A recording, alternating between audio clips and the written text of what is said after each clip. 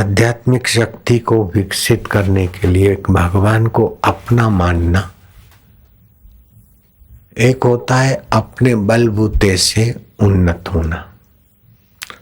नंगे पैर चले, उपवास किए, विकारों से बचे, ये अच्छा है।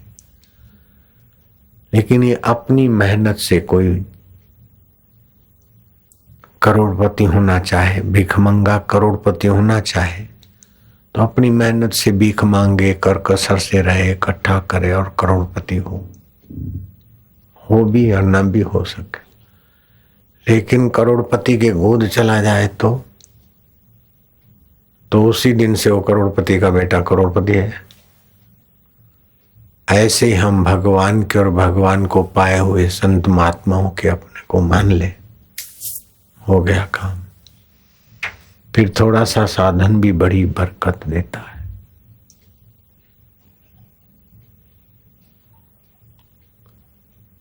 सीमा पर फौजी लड़ रहा है और कई लड़ के मर गए। अब वो अपने को अकेला पाता है, फिर भी जूझ रहा है, क्योंकि हमारे पीछे कर्नल है, जर्नल है और सेना आती है। हमारे पीछे राष्ट्रपति और राष्ट्र हमारे पीछे, तो उसका अपना बल होता है। और वो पहुंचे कि न पहुंचे इसमें संदेह है। लेकिन भगवान हमारे, हम भगवान के हैं, ऐसा गजेंद्र पुकारता है भगवान को अपना मानकर, तो उसकी रक्षा हो जाती। द्रौपदी पुकारती है तो रक्षा हो जाती।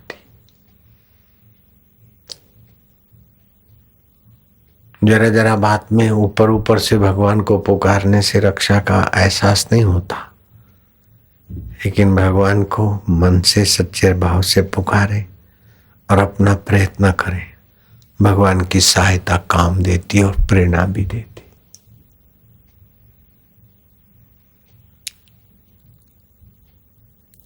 मेरे में ये काम बेकार है, मैंने ये गलतियां किया है, मैंने ये पाप किया है, मैं ईश्वर प्राप्ति के योग्य नहीं हूं, ऐसा सोचना बहुत हानिकारक है।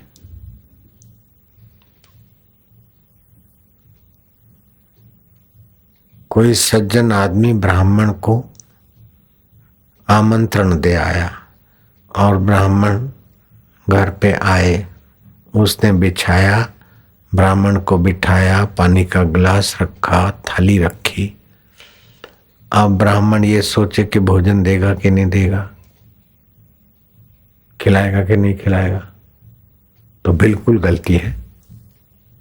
गलती है बिल्कुल। ऐसे भगवान ने हमको मनुष्य शरीर दिया है और हमारे में श्रद्धा भगवान ने भरी। संत मिले हैं, गीता, रामायण, उपनिषद, योग, वशिष्ठ आदि ग्रंथ मिले, तो समझो थाली मिली है, गिलास मिला है, आसन मिला है, भोजन कराने वाले का घर मिल गया है। अब अपने को अयोग्य मानना ही अयोग्यता है। क्या हम अपने बल से इतने योग्य हुए? ये रामायण, गीता आदि का ज्ञान, योग वशिष्ठ आदि का प्रसाद अथवा श्रद्धा, जप, नियम, इतना सूझबूझ, क्या हमने अपने अक्ल, होशियारी और योग्यता से अपना शरीर बनाया है? नहीं, भगवान ने अपने घर में बुलाया है मानव शरीर।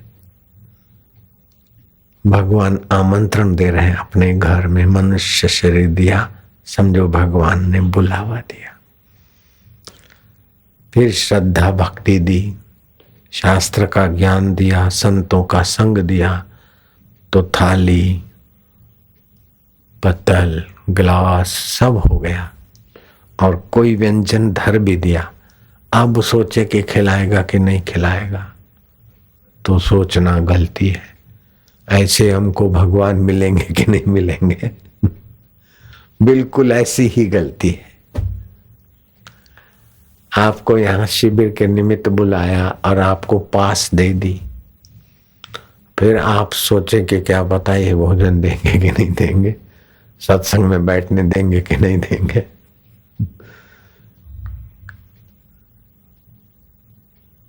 तो हो सकता है कोई सेवादारी आपको न बैठने दे, लेकिन वहां ऐसा कोई सेवादारी नहीं कि न बैठने दे। मनुष्य शरीर मिल गया है भगवत प्राप्ति के लिए,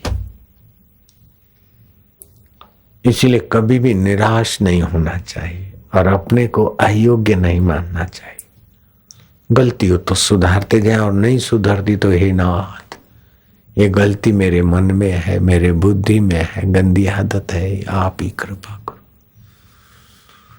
फिर गलती का एहसास करके गलती निकालने को ठान लो, लेकिन मेरे में गलती है ऐसा न मानो। मन में गलती, शरीर में गलती, बुद्धि में गलती। नारायण नारायण नारायण।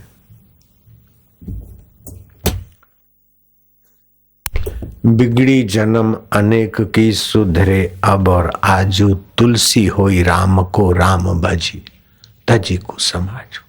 हम भगवान के होकर भगवान का भजन करें। हम क्या है कि सेठ होकर भजन करते हैं, भगत होकर भजन करते हैं, पंजाबी होकर भजन करते हैं, माई होकर भजन करते हैं, बलवान होकर भजन करते हैं, निर्बल होकर भजन करते हैं। निर्बल होकर भी भजन मत करो, बलवान होकर भी भजन मत करो। वास्तव में तुम सत्य, चित्त और आनंद के थे, हो और रहोगे, तो आप उसी के होकर भजन ध्यान करो।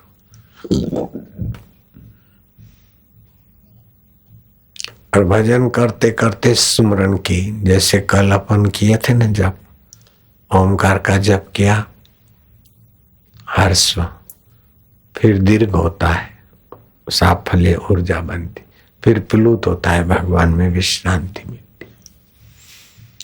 तो ज्ञान, प्रेम और विश्रांति, ये तीन चीजें मनुष्य की मांग है और ईश्वर की देन स्वाभाविक है उसके लिए। ईश्वर के पास ये खजाना भरा है और मनुष्य को इन तीन की जरूरत है। प्रेम, खाया पिया भया सुखी, फिर चिंता करे फलाना मुखी, प्रेम से मजा आ जाता है। हाँ, प्रेम मनुष्य की मांग है, ज्ञान मनुष्य की मांग है, आत्मविश्रांति मनुष्य की मांग है। तो ये ओमकार का जप करते हुए अथवा गुरु मंत्र का जप करके विश्रांति, नियम करके थोड़ा विश्रांति, मन को लगाओ, मन को रोको, इस पछड़े में मत करो। मन को लगाए, जहां जहां इधर से जाता है लगाया, नहीं रुकता है तो जा ना हो तो। बुद्धि में गलत विचार, गलत निर्णय आते हैं, मैं अपने आप बातें चलती रहती है, ऐसा होता है ऐसा होता है, उसको मिटाने का प्रयत्न करता हूं तो कभी नहीं मिटेगी। मिटाने का प्रयत्न न करो और उन बातों में और निर्णयों में बहो मत, उनकी उपेक्षा कर दो। जैसे काम विकार आया तो दूसरे लोगों के बीच चले जाओ, अथवा पानी की घूंट भर लो, जंप मारो। ये विकार हमारी शक्तियों को और ईश्वर प्राप्ति की योग्यताओं को नोच लेते। तो अब ईश्वर प्राप्ति का इरादा पक्का कर ले, उसको बार बार दोहराए कि हमें तो सुख दुख में सम रहना है। भगवान ने कहा गीता में, सुखे दुखे समो भूत्वा, सुख दुख लाभ लोभ। ये क्यों कहा सम? कि इससे आध्यात्मिक लाभ होगा, बाकी तो लाभ हुआ तो भी कुछ नहीं बचने वाला है और हानि हुई तो भी कुछ सदा नहीं रहने वाली। संसारी लाभ हानि का कोई महत्व ही नहीं है वास्तविक में देखा जाए तो। बचपन में कितने कितने लाभ हुए थे, कितनी कितनी हानियां हुई थी, कितने कितने दिनों में प्यार मिला था और कितने कितने दिनों में मार मिली थी। सब बीत गया, स्वप्न हो गया। लेकिन उसको जो जानता है परमेश्वर अपना था, है और रहेगा, उसमें समो भूत्वा। हम क्या करते हैं कि भगवान की प्राप्ति में तो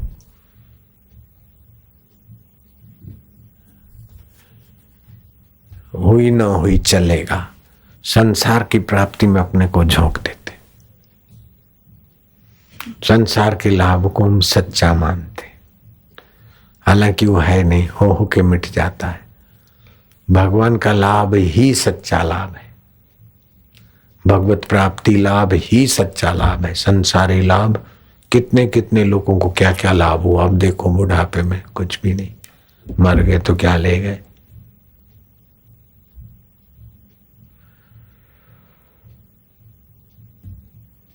अब ये प्रश्न उत्तर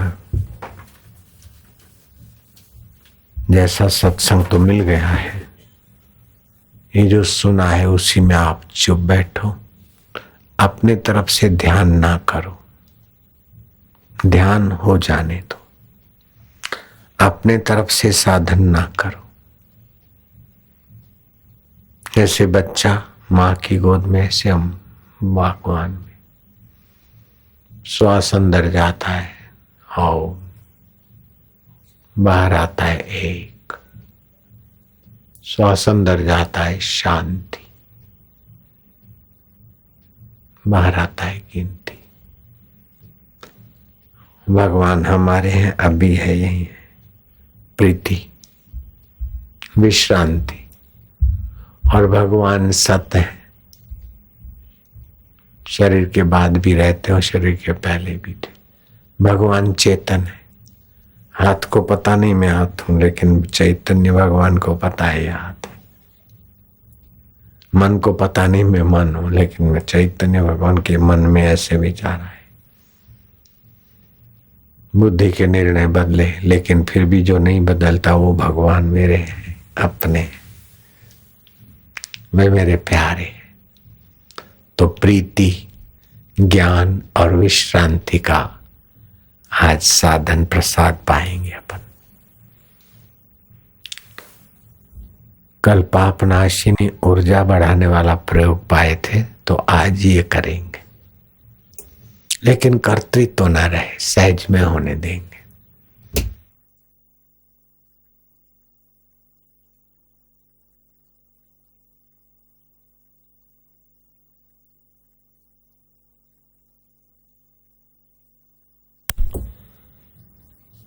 एक चीफ जस्टिस को मैंने देखा, खांसे और काफी कफ निकला, फिर निकल गए, बात करते करते कई बार निकल गए।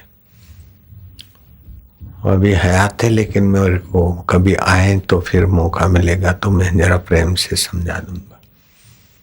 खांसे और कफ आए तो भूल से भी निकलना नहीं चाहिए, इससे बहुत हानि होती।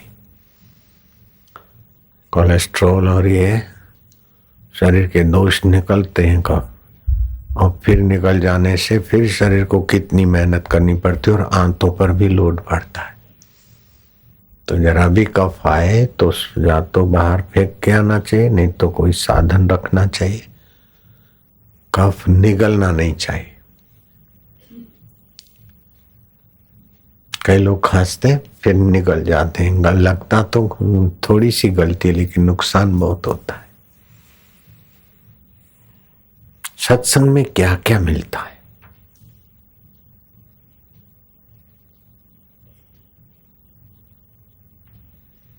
आप भगवान की विश्रांति में डूबते जाओ। जो सत्य है वो मेरे आत्मदेव है, मेरे परमात्मा है। जो चेतन है वो मेरे परमेश्वर है। जो आनंद स्वरूप है वो मेरे परमात्मा देव है। मैं उनका, वे मेरे। वे मेरे मन को जानते, बुद्धि को जानते, चित्त को जानते, मेरी बेवकूफी को जानते, लेकिन दयालु है। बच्चा कितना भी बेवकूफ हो, माँ उसकी बेवकूफी अथवा योग्यता नहीं देखती, माँ तो समझती मेरा है। ऐसे भगवान हमें अपना तो मानते हैं और हम खाली स्वीकार कर ले कि हम भगवान के हैं, बस। अगर अपना नहीं मानते तो इतनी सारी योग्य जगह पर कैसे बुला के बैठा दिया ब्रह्म ज्ञान के सत्संग में।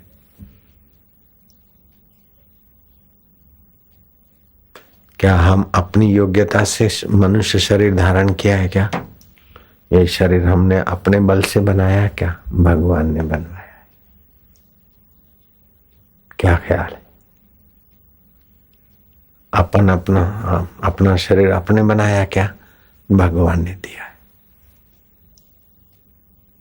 जैसे ब्राह्मण को घर में बुलाया, ऐसे भगवान ने हमको अपने घर में बुलाया, ज्ञान मनुष्य शरीर दिया। फिर श्रद्धा दी, मतलब थाली रखी, पत्तल रखी।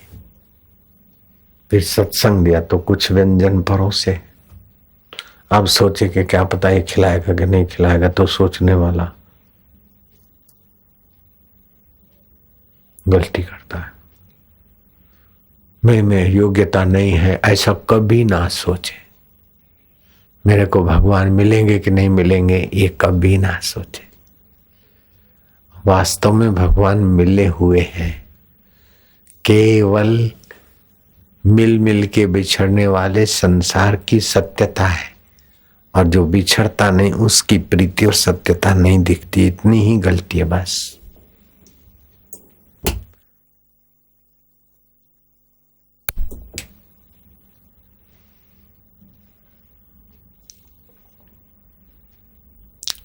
भगवान वेदांत का ज्ञान देते गुरु के द्वारा।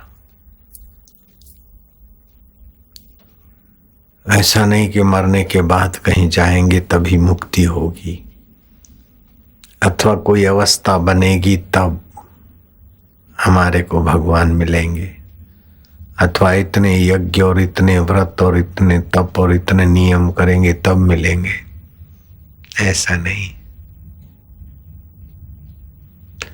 बाहर का आकर्षण छोड़ने के लिए जब यज्ञ व्रत यात्रा है, वास्तव में भगवान की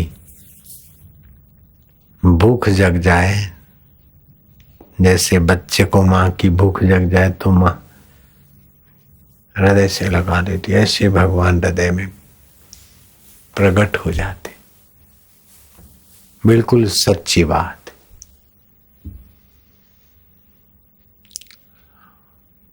फिर अपने को इतना शरीर हूं ये नहीं मानना। आकाश की नाई व्यापक ब्रह्म के साथ एकाकारता हो जाती। फिर दुख आता है तो मैं दुखी हूं ये बेवकूफी नहीं रहती है। दुख का भी मजा लेते हैं, सुख का भी मजा लो, बीमारी का भी मजा, तंदुरुस्ती का भी मजा, डांट का भी मजा। के डांट पड़ी तो मेरे अवगुणों पर, मन के अवगुणों पर पड़ी, और मुखी बने तो सेवा कर मुझे।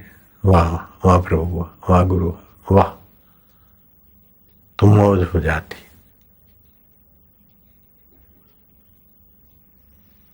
संसार की विफलता आई है तो आसक्ति छुड़ाने के लिए, सफलता आई है तो सेवा करने के लिए। दोनों का मजा है। बीमारी आई तो संयम सिखाने के लिए, और तंदुरुस्ती आई तो उद्यम, साहस, धैर्य, बुद्धि, शक्ति और पराक्रम करके अपनी संस्कृति की सेवा और प्रसादी का प्रचार।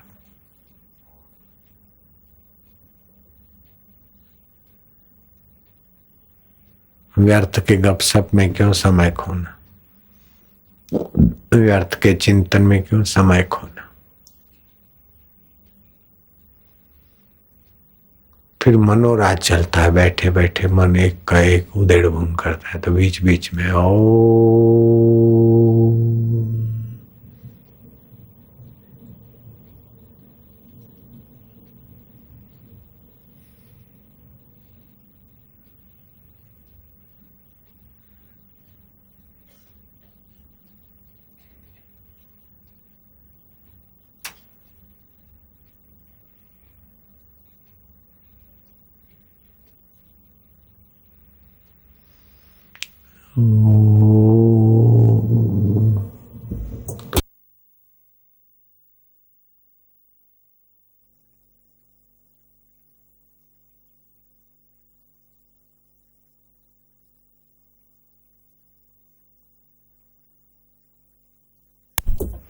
ध्यान करने की कोशिश न करो, ध्यान में बह जाओ, डूब जाओ।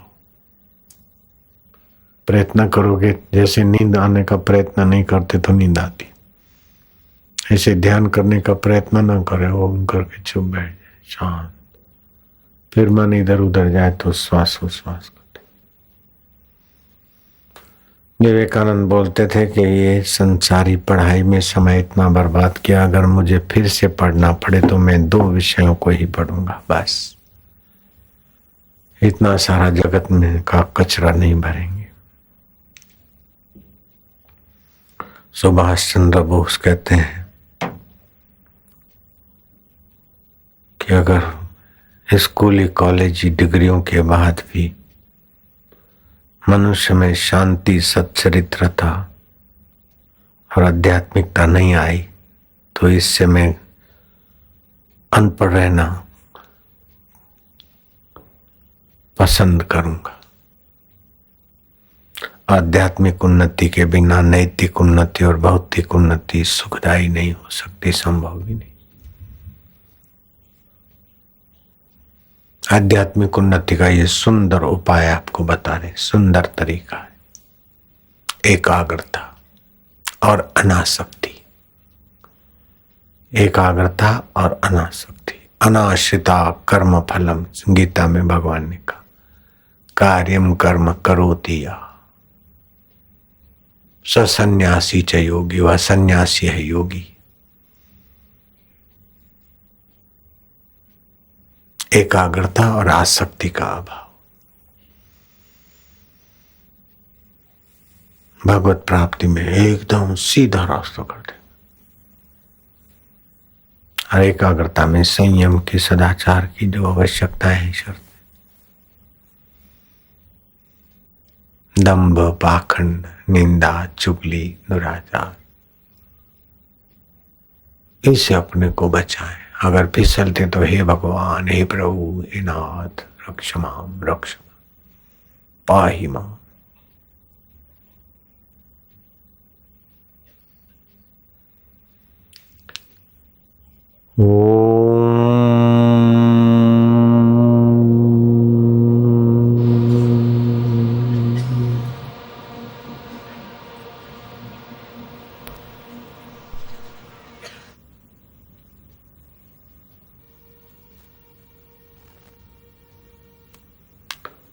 कुछ लोग ताल और साज और म्यूजिक के आधार पर श्रोताओं को झुमा देते हैं। थोड़ी देर के लिए तो उनको मजा आता है, लेकिन आध्यात्मिक उन्नति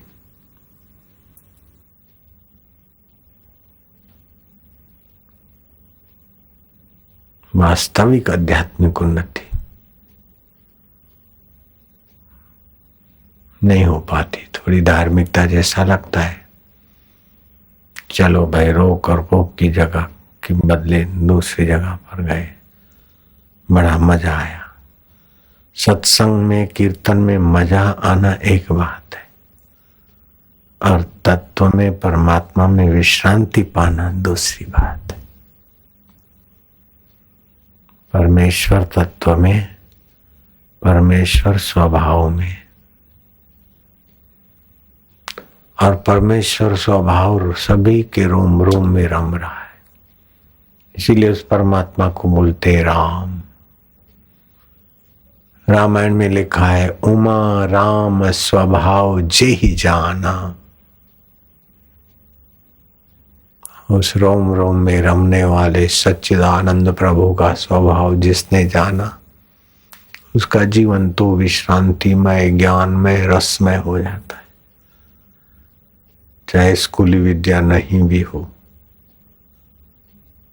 सर्टिफिकेट नहीं भी हो, बड़ा भव्य ज्ञान उसके हृदय में आ जाएगा। उमा राम स्वभाव जे ही जाना, ताहि भजन तजी भाव न आना।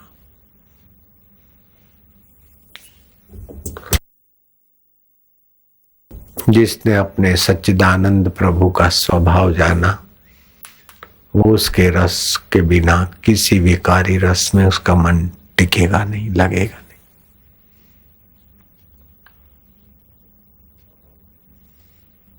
जैसे यात्रा करते तो कहीं घड़ी देर ट्रैफिक जाम हुआ तो गाड़ी स्लो हुई या बैठे, लेकिन फिर भी गाड़ी तो चलेगी।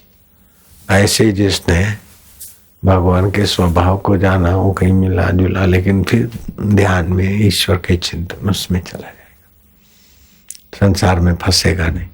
उसी को बोलते ब्रह्म ज्ञानी सदा निर्लेपा, जैसे जल में कमल अलेपा। कृष्ण गोपियों के बीच होते हैं फिर भी विकार नहीं, बच्चों को जन्म देते हैं कृष्ण और वशिष्ठ जी, फिर भी विकार नहीं। जब सुख बुद्धि से पति पत्नी का व्यवहार होता है और आकर्षण होता है, ममता होती, तो विकारों में शक्ति का, जीवन का, स्वत्व का ह्रास होता। कैसा अनूठा ज्ञान है। राज्य करते और निर्लेप राजा जनक, राम जी युद्ध करते और निर्लेप, कृष्ण बंसी बजाते हैं, गोपियों के बीच नाचते हैं, बच्चों को जन्म देते और निर्लेप। और श्री कृष्ण अपने बेटे सांब को कहते हैं कि अपनी बुद्धि को विलक्षण लक्षणों से संपन्न कर बेटा। मैंने भी चिरकाल तक सूर्य नारायण की उपासना की।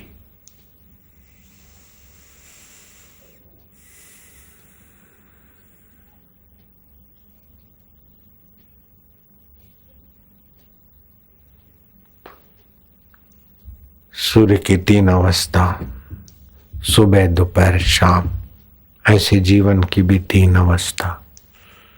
और शरीर में भी 3 दोष, वात पित्त कफ। शरीर की अवस्था भी बचपन, जवानी, बुढ़ापा। सुबह का बचपन हंसते देखा, दोपहर की मस्त जवानी, शाम का बुढ़ापा ढलते देखा, आखिर खत्म कहानी। राम बोलो भाई राम, जला देंगे। फिर हेरा फेरी किया हुआ पैसा क्या काम में आएगा? हेरा फेरी किया हुआ सब क्या काम में आएगा? नरकों में ले जाएगा। चीज तो यहाँ पड़ी जाएगी, लेकिन कर्म का बंधन नरकों में ले जाएगा। वृंदावन का पुजारी, बांके बिहारी के मंदिर में पुजारी था, और प्रेत होके भटक रहा और उड़िया बाबा को दिखा, अखंडानंद सरस्वती वाले उड़िया बाबा को। वो प्रार्थना किया कि महाराज मेरे घर वालों को बोलो मैंने ये थोड़ा धर्म का पैसा हेरा फेरी किया, इसलिए मैं प्रेतों के दुख भोग रहा हूँ। प्यास लगती, पानी नहीं पी सकता हूँ, लोग एक की करते वहां पीना। भूख लगती, खाना नहीं खा सकते। कोई महिला को मासिक और वहां से गई हो डरपोक, अथवा कोई और गंदी तरीके से। कहाँ तो मनुष्य भगवान को पा सकता और कहाँ हेरा फेरी या झूठ कपट करने से नीचे होने में चला जाता। इसीलिए बोलते हैं कर्म प्रधान विश्व करी राखा। ये संसार कर्म की प्रधानता से, भाई का कर्म भाई के साथ, बेटे का कर्म बेटे के साथ, बाप का कर्म बाप के साथ। अपना करनी आपो अपनी के नेड़े के दूर। अपनी करनी से हम भगवान और गुरु के नजीक हो जाते, और अपनी उल्टी करनी से हम भगवान और गुरु से दूर भी तो हो जाते। अपनी करनी तो ऐसी करनी ना करे कि हम भगवान से, सत्संग से, गुरु प्रसाद से दूर हो जाए। अब घर में बुलाया है, पत्तल रखी है, पानी रखा, फिर वो ब्राह्मण भाग जाए तो खिलाने वाला क्या करे? ऐसे भगवान ने अपने घर में बुलाया, अब ये भाग जाए विकारों में जीवात्मा, तो भगवान क्या करे?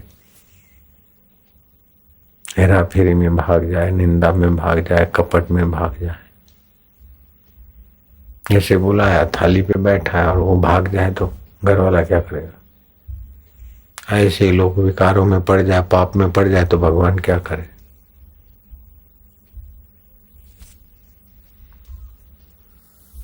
नारायण नारायण नारायण।